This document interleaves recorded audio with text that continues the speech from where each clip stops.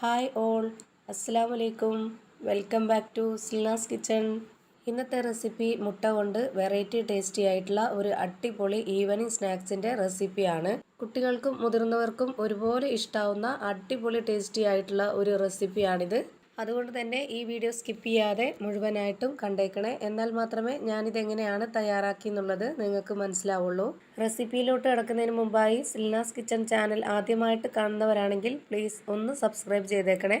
ഒപ്പം തന്നെ ഈ വീഡിയോസ് നിങ്ങൾക്ക് ഇഷ്ടപ്പെടുകയാണെങ്കിൽ ഒരു ലൈക്ക് ചെയ്യാനും മറക്കരുത്. ഇനി നമുക്ക് റെസിപ്പിയിലോട്ട് കിടക്കാം.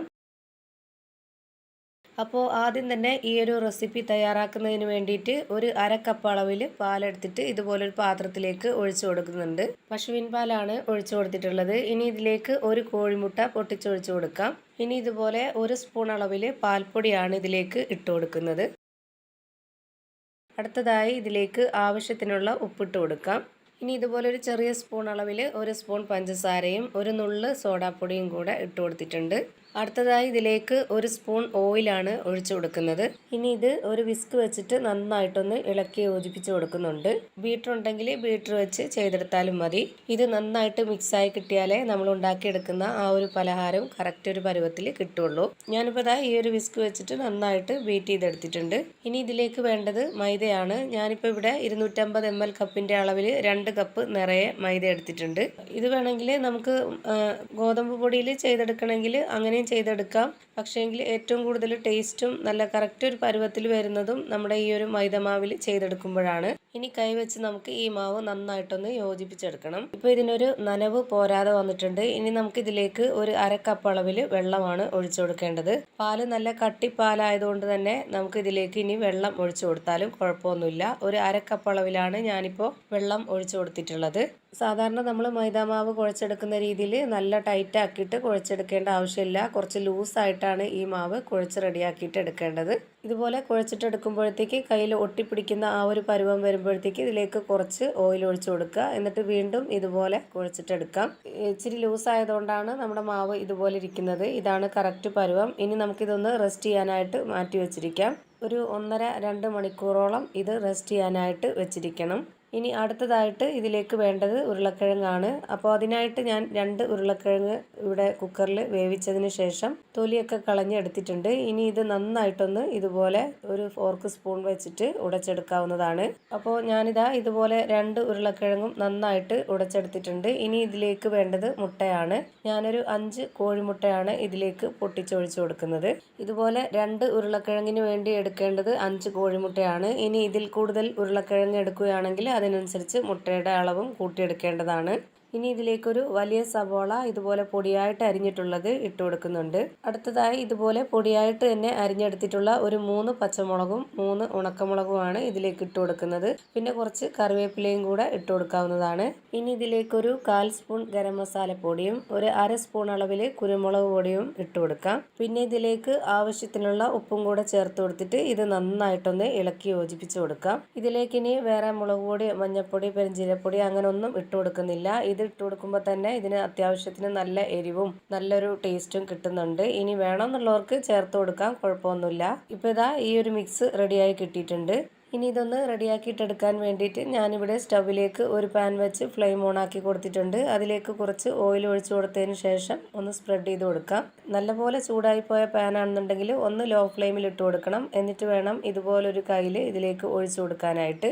ഇനി ഇത് ഒരുപാടിട്ട് പരത്തി കൊടുക്കേണ്ട ആവശ്യമില്ല. ജസ്റ്റ് ഒന്ന് ഇതുപോലെ ഒന്ന് വെച്ച് കൊടുത്താൽ മാത്രം മതി. ഈ ഒരു മിക്സ് ഒഴിച്ചു കൊടുത്തതിന് ശേഷം പിന്നീട് നമുക്ക് മീഡിയം ഫ്ലെയിമിലോട്ട് മാറ്റാം. ഒരുപാട് ഫ്ലെയിം കൂട്ടി വെച്ച് ഇത് വേവിച്ചെടുക്കരുത്, പെട്ടെന്ന് തന്നെ കരിഞ്ഞു പോകും. ഇപ്പോൾ ഇതിൻ്റെ ഒരു സൈഡ് വെന്ത് കിട്ടിയിട്ടുണ്ട്. ഇനി മറ്റേ ഭാഗം കൂടി ഒന്ന് വെന്ത് വരട്ടെ.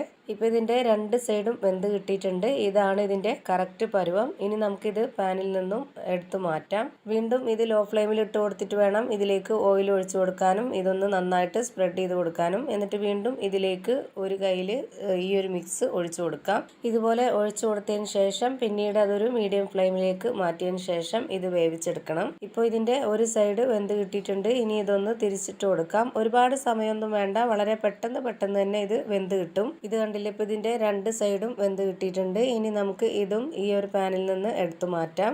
ഇതേപോലെ തന്നെ ഒരു 5 എണ്ണമാണ് ഞാനിവിടെ ചുട്ട് വെച്ചിട്ടുള്ളത്. ആ ഒരു മിക്സ് 5 എണ്ണം ചുടാനായിട്ടാണ് കിട്ടിയിട്ടുള്ളത്. നമുക്കിനി ഇത് വെച്ചിട്ട് ഒരു കാര്യം കൂടി ചെയ്യാനുണ്ട്. അതിനു മുമ്പായിട്ട് ഞാനൊരു കാര്യം കൂടി പറയാം. ഇത് നമുക്ക് വെറുതെ കഴിക്കാനും ഭയങ്കര ടേസ്റ്റാണ്. കട്ടൻ ചായയുടെ കൂടെയൊക്കെ നമുക്ക് വൈകുന്നേരങ്ങളിലോ അല്ലാന്നുണ്ടെങ്കിൽ ഒരു 10 മണിയൊക്കെ ആകുമ്പോഴോ കുട്ടികൾക്കായാലും നമുക്കായാലും ഇതുപോലെ തന്നെ ഇങ്ങനെ തന്നെ കഴിക്കാൻ നല്ല ടേസ്റ്റാണ്. ഇനി ഇത് നമുക്ക് കട്ട് ചെയ്തെടുക്കാം. ഞാനിപ്പോൾ ഇതാ കത്തി വെച്ചിട്ട് ഇതുപോലെ കട്ട് ചെയ്തിട്ട് എടുക്കുന്നുണ്ട്. ഇപ്പോൾ ഇതിൻ്റെ പീസ് കണ്ടില്ലേ, ഇതുപോലെ ഈ ഒരു കട്ടിയിൽ വേണം നമ്മൾ ഓരോന്നും ചുട്ടിട്ടെടുക്കാനായിട്ട്. ഇനി അടുത്തതായിട്ട് നമുക്ക് നേരത്തെ റെസ്റ്റ് ചെയ്യാനായിട്ട് വെച്ചിരുന്ന ആ ഒരു മാവ് എടുത്ത് നോക്കാം. ഇപ്പോൾ ഇതാ ഈ മാവ് നന്നായിട്ട് സെറ്റായിട്ട് ഇതുപോലെ സോഫ്റ്റ് ആയിട്ട് കിട്ടിയിട്ടുണ്ട്.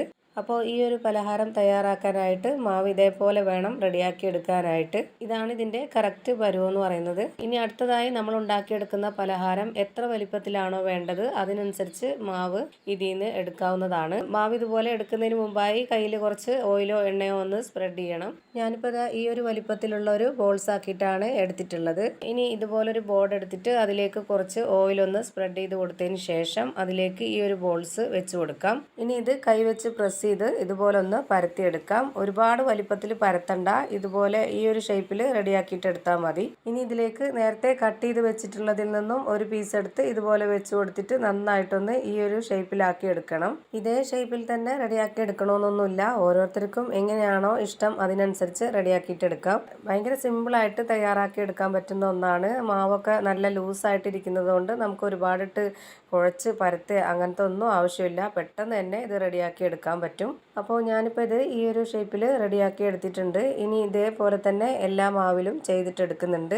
ഇതുപോലെ മാവ് തയ്യാറാക്കിയതിന് ശേഷം ഈ ഒരു പീസ് വെച്ച് കൊടുത്തിട്ട് ഈ എണ്ണയിലിട്ട് ഫ്രൈ ചെയ്തെടുത്ത് കഴിക്കുമ്പോഴത്തേക്ക് ഒരു പ്രത്യേക ടേസ്റ്റാണ്. തീർച്ചയായിട്ടും നമ്മുടെ വീട്ടിൽ വരുന്ന ഗസ്റ്റുകൾക്കൊക്കെ കൊടുക്കാൻ പറ്റിയ ഒരു വെറൈറ്റി സ്നാക്സ് തന്നെയാണ്.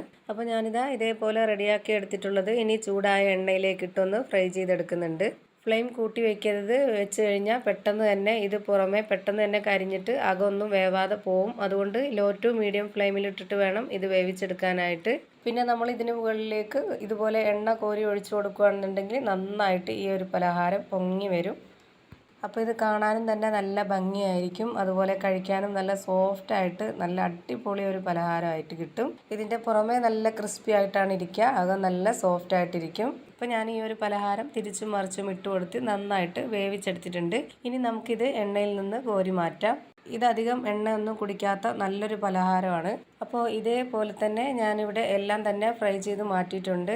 ഇപ്പോൾ ഇത് കാണുമ്പോൾ തന്നെ നിങ്ങൾക്ക് മനസ്സിലായിട്ടുണ്ടാവും എത്ര നന്നായിട്ടാണ് റെഡിയായി കിട്ടിയിട്ടുള്ളതെന്ന്. ഇനി ഇതിൻ്റെ അകം എങ്ങനെയാണ് ഇരിക്കുന്നതെന്നുള്ളത് ഇതുപോലെ ഒന്ന് പൊട്ടിച്ച് കാണിച്ചു തരാം. അപ്പോൾ മുട്ട വെച്ചിട്ടുള്ള വെറൈറ്റി ടേസ്റ്റി ആയിട്ടുള്ള ഒരു അടിപൊളി പലഹാരം റെഡിയായി കിട്ടിയിട്ടുണ്ട്. ഇത്രയേ ഉള്ളൂ ഇന്നത്തെ വീഡിയോ ഇഷ്ടമായാൽ ലൈക്ക് ചെയ്യാനും കമൻറ്റ് ചെയ്യാനും ഷെയർ ചെയ്യാനും മറക്കരുത്. പുതിയ ഒരു വീഡിയോയുമായി വീണ്ടും വരും. Thank you for watching.